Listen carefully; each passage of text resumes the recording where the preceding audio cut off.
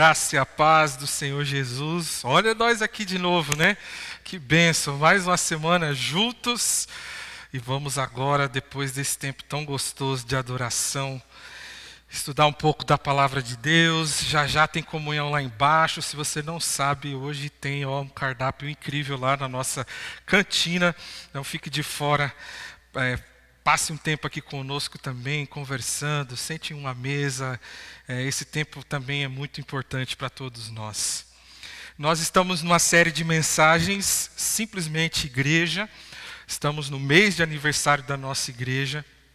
E a gente tem tratado alguns assuntos importantes relacionados à igreja do Senhor. O que é a igreja? Para que ela existe? Qual que é a sua missão? O que nunca pode faltar numa igreja? E o nosso convite a você, através dessa série, tem sido, vamos deixar de lado, né, as nossas preferências, as nossas experiências e até mesmo alguns conceitos que a gente carrega por anos sobre a igreja, e vamos abrir as Escrituras e, de fato, entender o que Deus quer de nós como igreja. No primeiro capítulo dessa série, nós falamos sobre o centro. Nós começamos com o centro.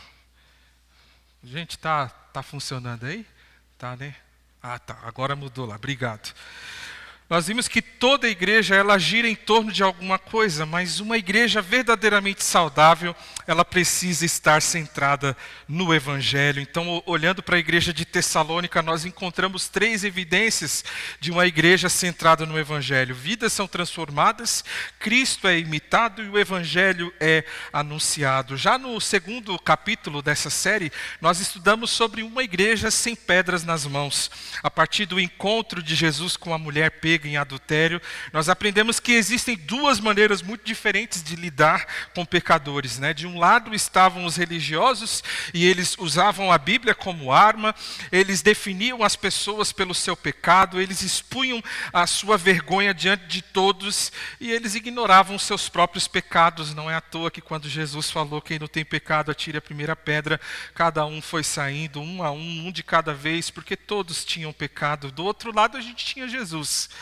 Ele não relativizou o pecado, mas também ele não reduziu aquela mulher ao seu pecado.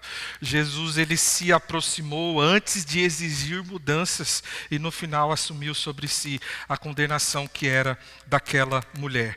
No domingo passado, nós começamos o 3º capítulo da nossa série com o tema Uma Igreja para os que não são.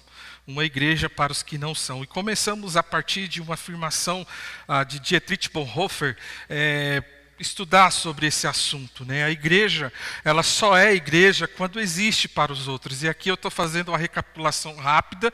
Se você não assistiu essa mensagem de semana passada e as outras também, está tudo lá no nosso YouTube, separadinho, bonitinho em playlist. Inclusive, eu quero agradecer demais a nossa equipe de mídia, de divulgação, redes sociais. Esse povo merece uma salva de palmas, não merece não, irmãos? Está lindo demais, não é? Dá para fazer melhor, vamos lá. Aê, isso. Muito obrigado, muito obrigado. Muito obrigado mesmo, pessoal da transmissão, projeção, mídia. Que bênção poder contar com vocês. O conteúdo da nossa igreja, que é a palavra de Deus, tem chegado a tantas pessoas que a gente nem imagina através disso. Então, a partir daí, nós vimos que essa ideia não é apenas uma frase bonita, mas é algo que atravessa a história da redenção nas Escrituras. Desde o Antigo Testamento, nós vemos Deus formando e enviando um povo para tornar o seu nome conhecido. E em Jesus nós vemos o próprio Deus vindo ao nosso encontro e depois vemos Jesus enviando sua igreja ao mundo. O movimento de Deus é sempre para fora. Vão e façam discípulos. O que vocês estão fazendo aqui dentro? É muito bom, é muito importante, mas a vida não se resume a esse encontro. Vai, enquanto você vive a vida, façam discípulos de Jesus. Inclusive, nós vamos, no próximo final de semana do nosso aniversário, falar justamente sobre isso. Uma igreja que é e faz discípulos. Então, irmãos, quando nós olhamos para a Bíblia, é isso que a gente vê. esse movimento para fora. Deus se importa com aquele que não é, Deus se importa com aqueles que não são, com aqueles que estão perdidos. E aí nós chegamos a 1 Coríntios capítulo 9, versos 19 a 23, que é o nosso texto base, e fizemos uma pergunta que está conduzindo a nossa reflexão: como nós podemos ser uma igreja para os que não são? E na semana passada nós começamos a estudar a primeira resposta, que é abrindo mão das nossas preferências. Paulo, ele diz: embora eu seja livre de todos, fiz-me escravo de todos para ganhar o maior número possível de pessoas. Paulo, ele tinha direitos, mas ele estava disposto a abrir mão deles para que nada se tornasse uma barreira desnecessária ao avanço do Evangelho. E foi aí que nós aprendemos uma distinção que eu gostaria que nós nunca nos esquecêssemos como igreja. Isso aqui é muito importante. Essência e forma. Essência é aquilo que Deus estabeleceu e que nós não temos autoridade nenhuma para mudar. Forma é a maneira como expressamos essa essência em determinado tempo, cultura e contexto. A essência, irmãos, ela permanece. A forma pode mudar. Por isso, uma igreja saudável, ela precisa ser inflexível na essência, por isso de uma mão fechada, mas ela precisa ser flexível em suas formas, por isso que tem uma mão aberta. Nós vimos de maneira muito prática, com o exemplo do louvor, que adorar a Deus é a essência. Mas estilo, instrumentos, repertórios, tudo isso são formas. E foi exatamente aqui que nós paramos. Nós falamos muito mais, mas é só uma recapitulação e é aqui que eu quero voltar, dando mais alguns exemplos práticos de forma e essência e forma. Nós acabamos, na semana passada acabamos aqui, então eu quero continuar falando com vocês e eu quero dar mais um exemplo prático sobre essência e forma, que é o exemplo da vestimenta. Existe essência? Claro que existe. A Bíblia nos ensina princípios relacionados à maneira como nos vestimos. Modéstia, decência, bom senso e a preocupação de, irmãos, glorificar a Deus também com o nosso corpo são princípios bíblicos. Paulo, por exemplo, ele escreve em 1 Timóteo capítulo 2, verso 9, ele fala sobre vestir-se com decência, modéstia e descrição. Decência, modéstia e descrição. Portanto, a Bíblia não ensina que a maneira de nos apresentarmos é completamente irrelevante, não. Existe uma essência. Devemos nos vestir de maneira coerente com alguém que pertence ao Senhor Jesus. Agora, qual que é a forma, irmãos? Diversas. A forma é como cada cultura e cada geração, ela expressa esse princípio. E isso muda muito. Houve uma época em que em muitas igrejas era praticamente impensável um pastor pregar do jeito que eu estou pregando. Tinha que ter terno, tinha que ter gravata. Inclusive eu levei muita bronca sobre isso, porque não gostava de usar gravata, nunca tive problema com terno, camisa social, calça, mas gravata sempre me apertou muito. Por que será, Porque eu sou meio, avantajado, Então, era horrível usar gravata, horrível, irmãos, ficava apertado aqui, eu não conseguia nem cantar direito, E muitas vezes eu tive que voltar em casa, porque a gravata era mais importante do que a mensagem, a gravata era mais importante do que tudo. Muitos irmãos iam ao culto de terno, as mulheres de saia longa, de vestido. E, gente, está tudo bem, é lindo isso. Eu não tenho nenhum problema. Inclusive, eu quero deixar isso bem claro. A gente não está aqui falando que é certo, que é errado. A gente só está falando que em cada momento, em cada cultura, em cada contexto, muda a forma e está tudo bem. Para aquela geração, aquele formato de se vestir comunicava respeito, reverência, solenidade, mas as formas culturais elas mudaram. Hoje, em muitos contextos, uma pessoa ela pode usar camisa, pode usar camiseta, calça jeans ou tênis numa igreja, sem que isso signifique falta de reverência, falta de respeito.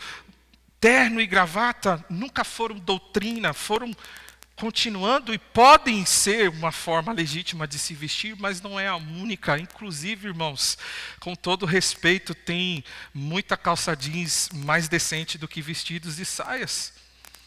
Existe muita camiseta mais decente do que camisa social. Depende muito, não é? Aqui também nós precisamos tomar cuidado para não transformar, irmãos, a nossa preferência em princípio bíblico, em essência. Às vezes alguém olha para uma pessoa chegando na igreja de bermuda, de camiseta, de boné, com um estilo completamente diferente daquele com o qual nós estamos acostumados. E antes mesmo de conhecer sua história, antes mesmo de sentar com aquela pessoa e trocar uma ideia e conversar, a gente já faz alguns julgamentos, a gente está cheio de preconceitos. Só que talvez aquela pessoa, ela esteja entrando numa igreja pela primeira vez na vida. Talvez ela nem saiba quais são os nossos costumes. E sinceramente, meus irmãos, eu pergunto, nós queremos que ela primeiro aprenda o nosso código de vestimenta ou queremos que ela conheça a Jesus? Queremos que ela tenha um encontro com o Senhor? E talvez alguém pergunte nesse momento, né, depois de ter explicado isso daqui, pastor, então por que aqui na Íbica nós adotamos uma maneira mais simples e informal de nos vestir? Nós não nos vestimos de maneira mais simples porque nós temos alguma coisa contra terno e gravata. Não, não é isso, irmãos. Nós não temos. Nós não achamos errado, não achamos menos espiritual e muito menos queremos desrespeitar a maneira como outras igrejas fazem até hoje. Inclusive, muitas igrejas irmãs nossas usam roupas assim e está tudo certo. É uma forma legítima. Mas nós entendemos que no contexto em que Deus nos colocou e pensando nas pessoas que nós queremos alcançar, uma maneira mais simples de nos vestir pode diminuir uma barreira desnecessária. É por isso que a gente adota uma maneira mais simples de se vestir.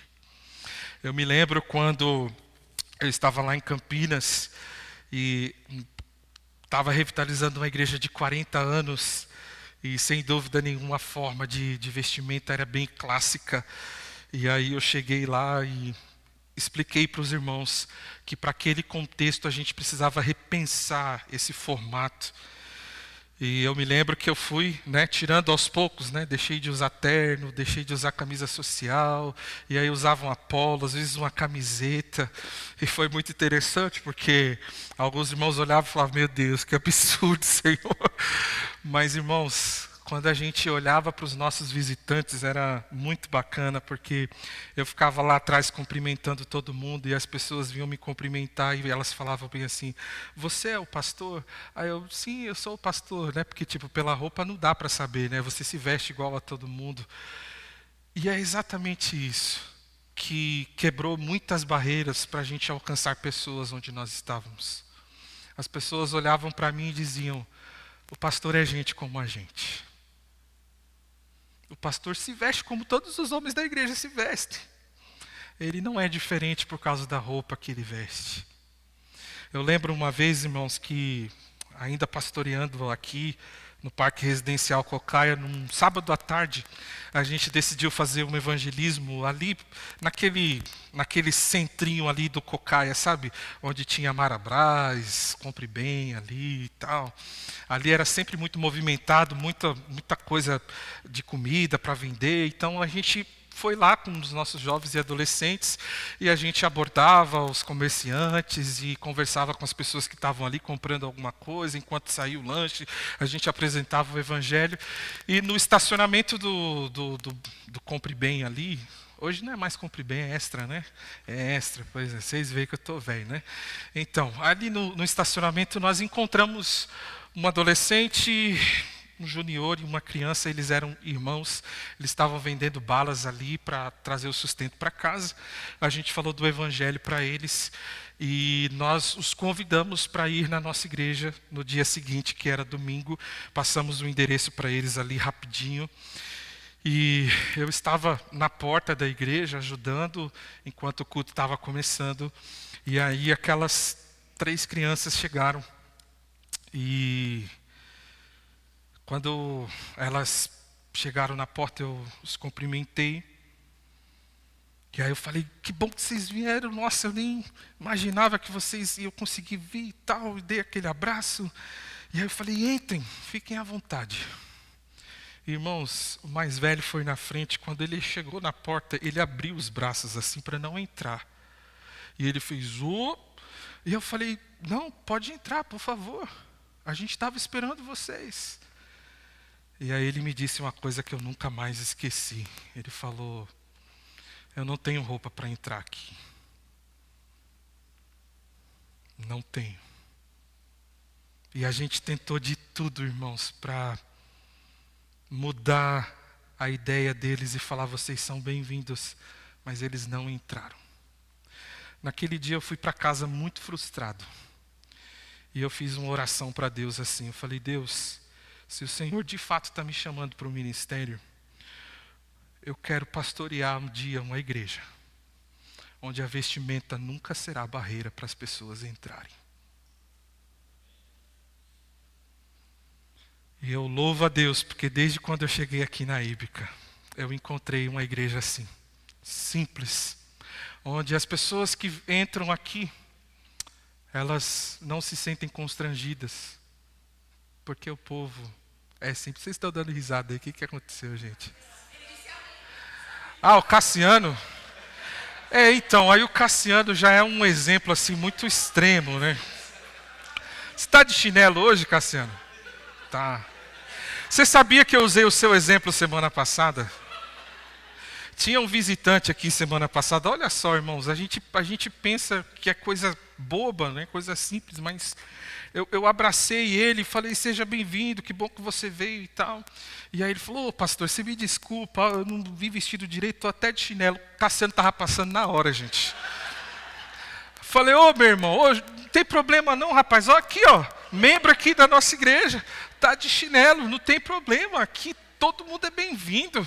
Você está ótimo, sua vestimenta está maravilhosa, maravilhosa.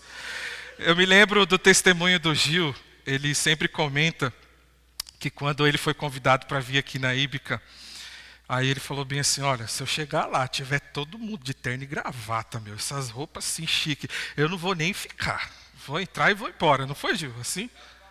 Aí foi combinado ainda, né? E aí, quando o Gil entra na igreja, ele senta, tem alguém aqui na frente pregando, de tênis, de bermuda, de camiseta, né? Correntinha aqui, um monte de anel na mão. Vocês falam de mim, gente, mas o pastor Davi é muito mais para frente do que eu, viu? Mas, muito distante. Até hoje eu não consegui pregar de bermuda. Não sei se eu vou conseguir, porque ainda tem, né?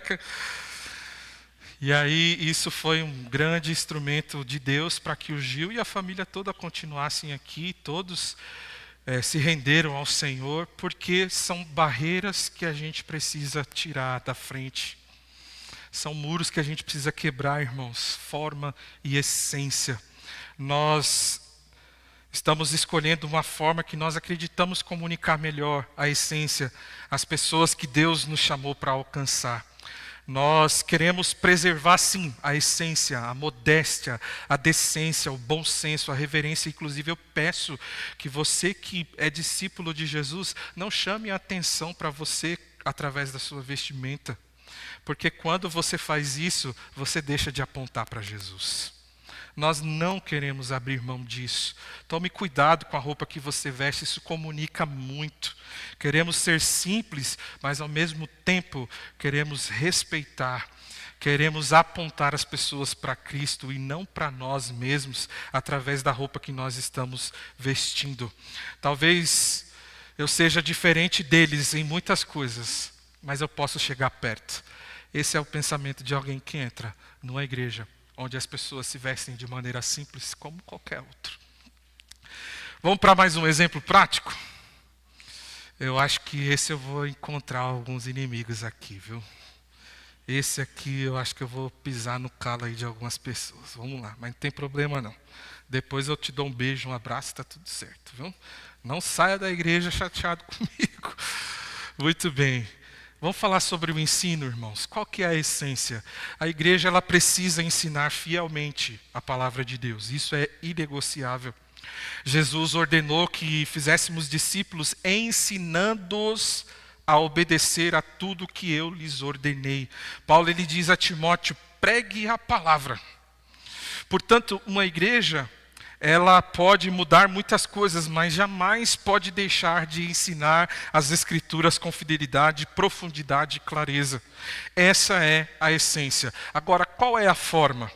A forma é como o ensino chega às pessoas. E isso também mudou ao longo das gerações. Durante muito tempo, uma das principais formas de ensino nas igrejas foi e é, a escola bíblica dominical.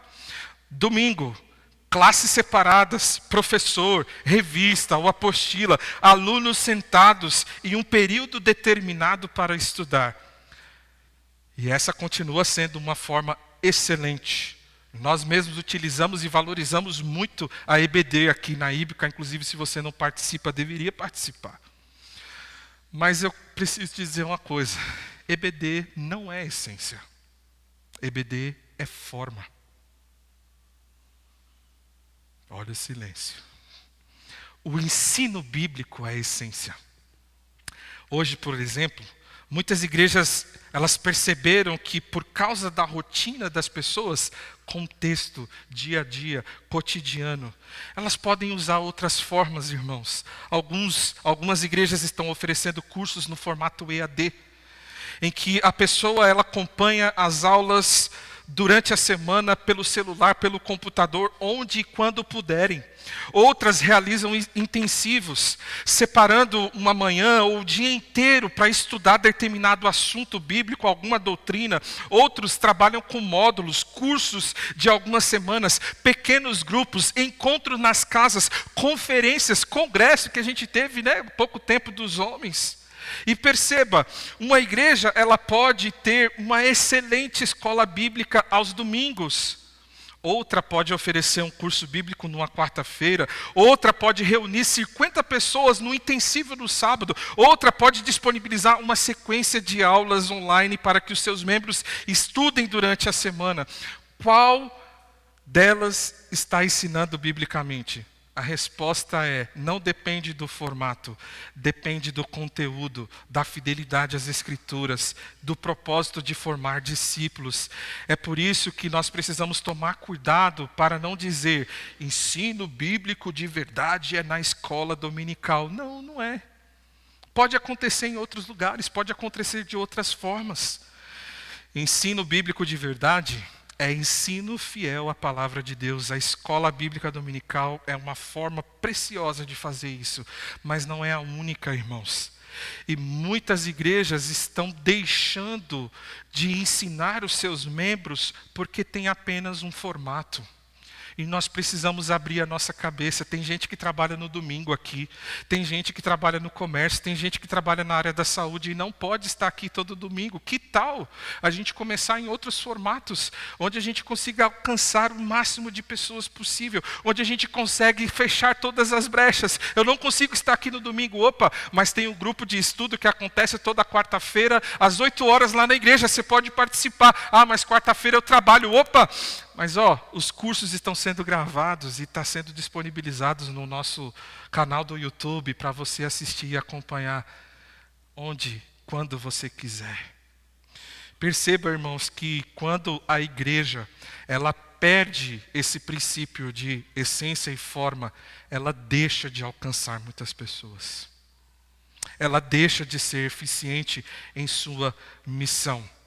Então, mais uma vez, eu quero frisar isso aqui para você, daqui a pouco a gente vai para esse princípio aqui. A EBD é uma forma, curso EAD é uma forma, intensivos é forma, pequeno grupo é forma, discipulado é forma. As formas podem variar. O que uma igreja bíblica jamais pode negociar é o compromisso do ensino fiel às Escrituras. Vamos para mais um exemplo? E aqui eu vou dar o último, poderia falar sobre vários outros, mas eu não tenho tempo, eu preciso terminar a exposição do texto também. Vamos pensar agora na evangelização, e aqui eu também acho que vou encontrar alguns inimigos. Qual que é a essência? A igreja foi chamada para anunciar o evangelho e fazer discípulos. E Jesus disse: vão e façam discípulos de todas as nações. Isso não muda, irmãos. Isso não muda. Enquanto existir igreja, haverá uma missão: apresentar Jesus àqueles que ainda não conhecem. Evangelizar é essência. É essência. Agora, a forma como fazemos isso pode mudar. E mudou muito ao longo das gerações. Houve uma época em que programas de rádio eram uma ferramenta extremamente eficiente para o nosso contexto, para a nossa realidade. Milhares de pessoas ouviam a pregação dentro de suas casas através do rádio. Em outros momentos, cultos ao ar livre, evangelismo nas praças, tiveram um papel muito importante. Os irmãos colocavam uma caixa de som, cantavam, pregavam, entregavam folhetos e conversavam com as pessoas. Também tivemos muito forte em nossas igrejas os cultos nos lares. Alguém abria a sua casa, colocava algumas cadeiras na sala, na garagem, convidavam os vizinhos e ali o evangelho era anunciado. Quantas pessoas foram alcançadas assim? E Deus usou. E Deus ainda pode usar. Eu não estou falando que isso aqui não deve parar. Deus pode usar todas essas formas. Nós não estamos pregando que elas ficaram erradas. Nós estamos dizendo que uma forma que foi muito eficiente para alcançar determinada geração não necessariamente terá a mesma eficiência para alcançar outra geração. Hoje nós vivemos num contexto totalmente diferente, irmãos. Dificilmente você vê gente na rua. As redes sociais viraram as praças. A gente tem que se perguntar como igreja, como que nós podemos alcançar essas pessoas? Por que eu vou fazer um culto ao ar livre se naquele lugar que eu estou pensando dificilmente passa gente ali? Não faz sentido. Mas e se eu pensar em outras formas? Se eu pensar em outros jeitos? Que não quebre a essência, mas que me ajude a alcançar essa geração hoje. Deixa eu mostrar uma coisa muito interessante para vocês. O Instituto Haggai é um instituto de liderança cristã, o maior instituto de liderança cristã no mundo. Eles fizeram uma pesquisa, e essa pesquisa mostra as formas pelas quais as pessoas chegaram à conversão. Se renderam a Jesus. E eu quero mostrar esses dados para vocês aqui, ó. Através de TV, 1,1%. Através de filmes, 1,1%. Bíblia, 1,8%. Literatura, 1,7%. Sermão, 2,4%. Rádio, 2,9%. Trabalho pessoal do pastor, 2,9%, coitado, né? Cruzada evangelística, 4,4%. Aí, olha só que interessante, a coisa muda aqui. Amigos, 29,9%. E agora, para nossa surpresa, parentes, 49,7%, quase metade. E aí, outros meios, 2,1%. O que eu quero chamar a sua atenção? Somando todos os meios, exceto os amigos e parentes, 20,4%. Mas somando apenas amigos e parentes, nós podemos colocar aqui como relacionamentos 79% das pessoas. Ou seja, segundo esse levantamento, praticamente 8 em cada 10 pessoas foram alcançadas através de relacionamentos que já existiam. É um pai, é uma mãe, é um irmão, é um tio, é um amigo, é um colega, é alguém com quem já existia relacionamento, proximidade e confiança. Talvez você já tenha percebido, irmãos, que o calendário da Íbica, ele não é um calendário abarrotado de programações. Pode pegar o nosso calendário anual lá, está lá no grupo de WhatsApp. Eu sei que poucos veem, né? Mas está lá. Está lá o nosso calendário. E isso não acontece porque falta ideia. Isso não acontece porque falta criatividade, porque não queremos trabalhar, ou porque achamos que reunir a igreja não é importante. Não, pelo contrário, isso é intencional. Por quê, irmãos? Porque nós acreditamos que as programações da igreja são importantes. Nós precisamos nos reunir para adorar, aprender a palavra, orar, ter comunhão, servir, ser discipulado. Mas a vida cristã não acontece apenas dentro da igreja. E eu vou repetir isso, a vida cristã não acontece apenas dentro da igreja. Nós nos reunimos para sermos fortalecidos, mas depois nós somos enviados para viver a missão de Deus. E existe uma incoerência que nós precisamos evitar. Nós não podemos ocupar todos os dias da semana dos irmãos com programações da igreja e depois perguntar, nossa, por que a nossa igreja não tem alcançado pessoas? Por que não tem conversão na nossa igreja? Por que a nossa igreja está diminuindo? Por que a nossa igreja está morrendo? Por quê, irmãos? Porque se a minha agenda, se todo o meu tempo, se todos os meus relacionamentos estão restritos a pessoas da igreja, a pergunta que eu faço é, em que momento eu vou construir pontes com quem ainda não conhece a Jesus? Está aqui, irmãos. Eu preciso me relacionar. Eu preciso criar amizades. Eu preciso estar com a minha família. Por isso nós queremos que você tenha tempo. Tempo para estar com sua família, tempo para receber amigos em casa, tempo para tomar um café com aquele seu colega de trabalho, tempo para conversar com o vizinho, tempo para participar da vida das pessoas que Deus colocou ao seu redor. E no meio desses relacionamentos nós queremos que você viva o Evangelho e também encontre oportunidades para falar do Evangelho. Talvez, meu irmão, evangelizar para você comece com algo tão simples quanto abrir a sua casa. Convidar um casal de amigos para jantar, um vizinho para conhecer melhor, ouvir a história dele, fazer um churrasco, tomar um café com alguém do trabalho, estar presente no aniversário de um familiar, que talvez você não goste muito, mas você precisa estar lá. Ajudar alguém que está passando por dificuldade. E meus irmãos, não. A ideia não é transformar cada encontro numa pregação, não é isso. Mas é viver de tal maneira que naturalmente surjam oportunidades de dizer, posso orar por você? Que naturalmente surjam oportunidades para dizer, eu posso compartilhar algo que Jesus tem feito na minha vida com você? Eu posso compartilhar um pouco do meu testemunho com você? Uma coisa que eu acho incrível que o pastor Davi faz, quando vem um grupo de americanos, às vezes ele convida um ou outro para ir lá compartilhar o testemunho com eles. Eu acho isso lindo, isso é maravilhoso. Mas irmãos, tem gente na sua família que nunca ouviu o seu testemunho e precisa ouvir. Tem colegas de trabalho que nunca ouviu o seu testemunho e precisa ouvir. Mas pastor, como eu vou fazer isso? É durante a vida. É durante o trabalho. É durante um aniversário. É durante um jantar. É durante um churrasco. É durante. Vão. Enquanto vocês vão, façam discípulos.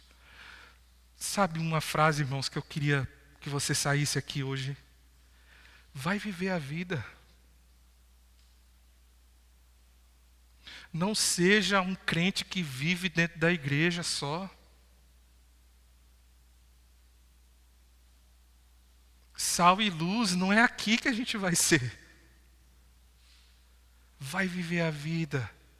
E enquanto você vai viver a vida, vai ter gente que vai olhar para você e vai perguntar, por que você é diferente? Enquanto você vai vivendo a vida, o Evangelho vai sendo visto através dos seus atos e palavras. Nós não queremos ser uma igreja tão ocupada dentro da igreja que não tenhamos tempo de ser igreja fora dela. Nós não queremos ser uma igreja tão ocupada dentro da igreja que não tenhamos tempo de ser igreja fora dela. Nós precisamos recuperar essa visão, irmãos. O seu campo missionário começa onde Deus te colocou. Sua casa, sua família, seu trabalho, sua escola, sua rua, sua roda de amigos. Você não precisa esperar a igreja organizar uma programação evangelística para você cumprir a sua missão. Porque já foi mostrado aqui, esses métodos e essas formas já não são mais tão eficientes. A gente saiu para fazer um evangelismo com a galera do UP. Isso foi no ano passado ainda, lá na Betel. E aí eu fui um dos responsáveis por um grupo, e a gente saiu na avenida, Rua Demazito ali, um monte de gente, e feira, e ponto de ônibus. Vocês sabem, né, a loucura que é ali, quem conhece aquela região. Vocês sabem quantas pessoas a gente conseguiu parar e conversar? Tipo, duas horas de evangelismo. 2 pessoas. Sabe por quê, irmãos? As pessoas estão inseguras hoje. As pessoas têm preconceito com a instituição. A partir do momento que elas veem um grupo de pessoas abordando outras, elas já fogem.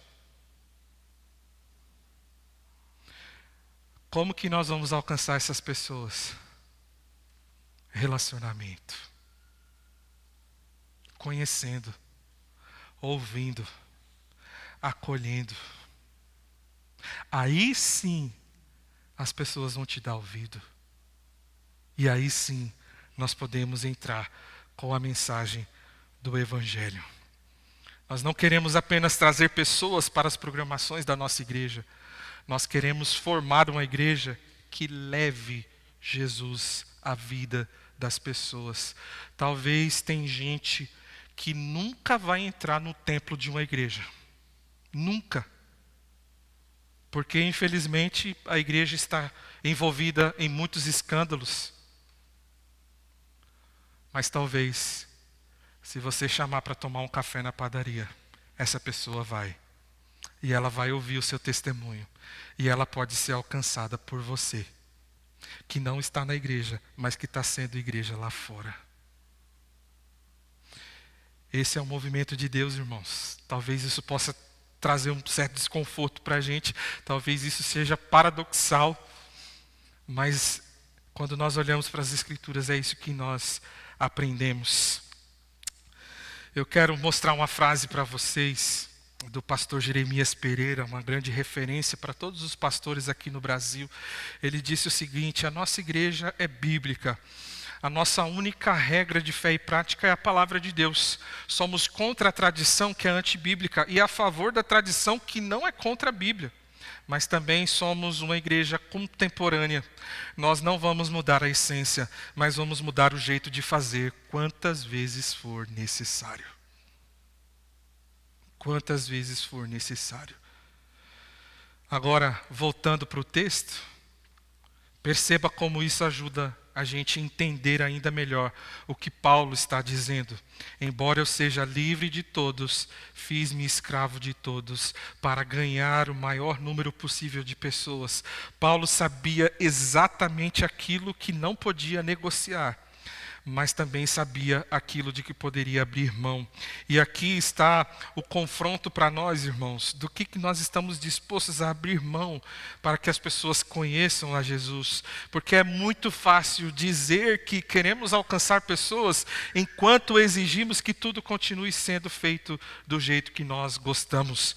Uma igreja madura, ela aprende a dizer, talvez não seja do jeito que eu prefiro, talvez não seja como sempre fizemos, mas se não fere as Escrituras, se preserva o Evangelho e nos ajuda a cumprir a missão, eu vou transformar a minha preferência. Não vou transformar a minha preferência em obstáculo.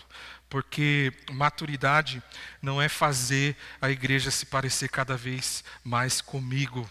Maturidade é estar disposto a abrir mão de mim mesmo para que outros possam se aproximar de Jesus. Amém, amém, amém. É por isso que a primeira resposta à nossa pergunta é: como podemos ser uma igreja para os que não são? abrindo mão das nossas preferências. E aqui eu chego ao último ponto da nossa mensagem: como ser uma igreja para os que não são, fazendo tudo por causa do Evangelho. Chegamos no versículo 23, que talvez seja a chave para entendermos tudo o que Paulo acabou de dizer. Faço tudo isso por causa do Evangelho. Aqui, irmãos, está a motivação de Paulo. Ele abre mão por causa do Evangelho. Ele aproxima por causa do Evangelho. Ele atravessa barreiras culturais por causa do Evangelho. Ele muda a sua abordagem por causa do Evangelho. Tudo é por causa do Evangelho. Nós podemos mudar a música, podemos mudar a roupa, podemos mudar o horário, podemos mudar uma programação, podemos mudar o método de ensino, podemos mudar a maneira de evangelizar, podemos usar ferramentas que uma geração anterior não utilizava e deixar de utilizar algumas ferramentas que já foram muito importantes em outras épocas, mas nós não podemos jamais mudar o Evangelho. Nós não mudamos a verdade para sermos aceitos. Não diminuímos a seriedade do pecado para não incomodar. Não retiramos a necessidade de arrependimento. Não escondemos a cruz. Não apresentamos Jesus apenas como alguém que melhora a vida das pessoas. Jesus continua sendo Salvador, mas também Senhor.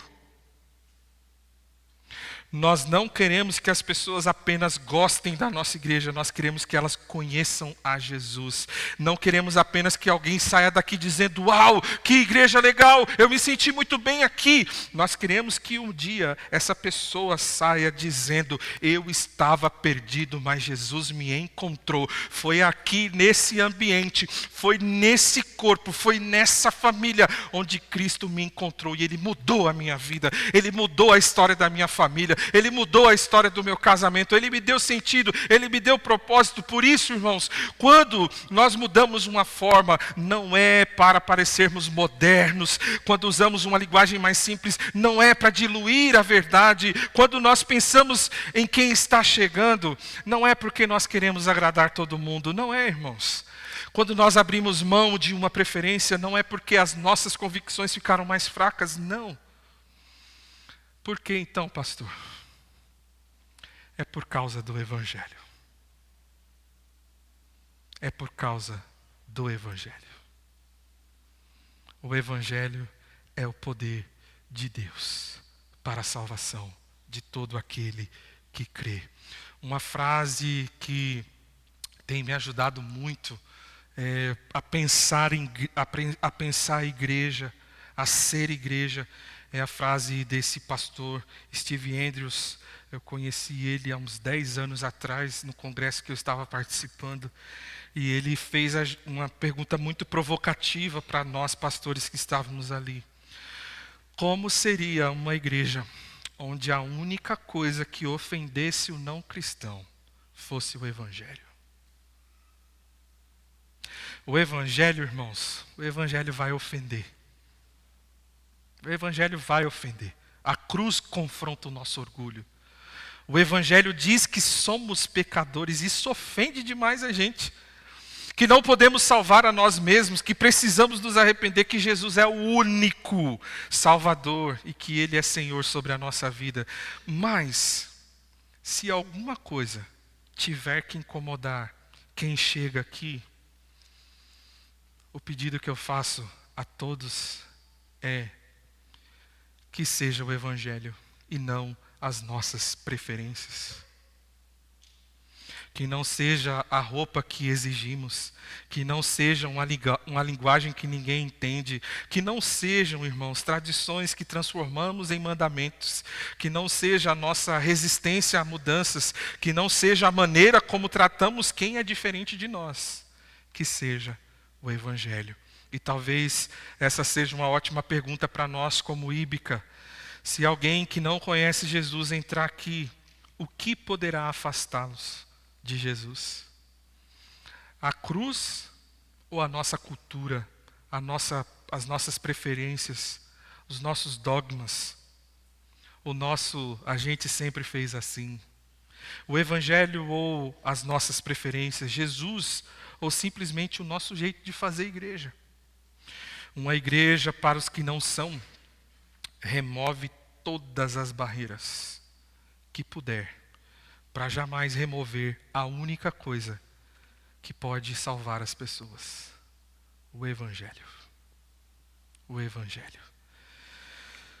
Semana passada e hoje, nós aprendemos que ser uma igreja para os que não são exige de nós duas coisas. Primeiro, abrir mão das nossas preferências. Segundo, fazer tudo por causa do Evangelho. Que isso se torne um filtro para tudo que iremos fazer como igreja.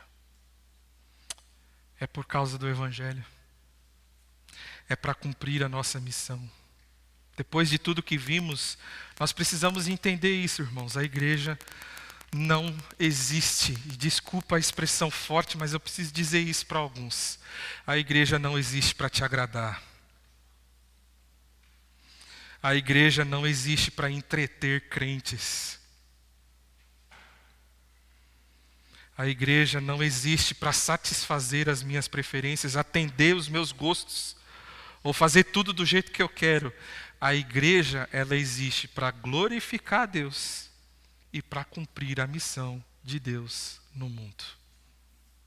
É para isso que a gente existe. Portanto, todas as vezes que a gente precisar fazer alguma coisa para que Deus seja glorificado e para cumprir a missão de Deus no mundo, nós iremos fazer.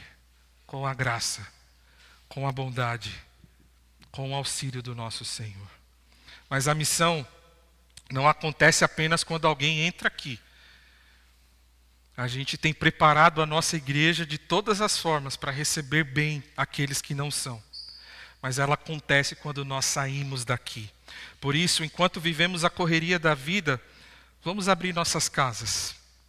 Vamos sentar à mesa. Vamos tomar um café. Vamos nos aproximar de amigos, familiares, vizinhos e colegas de trabalho. Vamos amar, irmãos. Vamos servir, vamos ouvir e vamos compartilhar Jesus. Porque todo aquele que foi alcançado também foi enviado. Se você foi alcançado, você é enviado. Você está em missão. Existem muitos que ainda não são. Que Deus nos deu o privilégio de ver muitos deles sendo alcançados pelo Evangelho. Através de nós. Se você nunca passou por isso, eu quero te dizer hoje à noite, não existe uma alegria maior do que ser um instrumento de Deus para levar pessoas até Jesus. Que sejamos de verdade uma igreja para os que não são. E sempre lembrando, o movimento é para fora. Amém.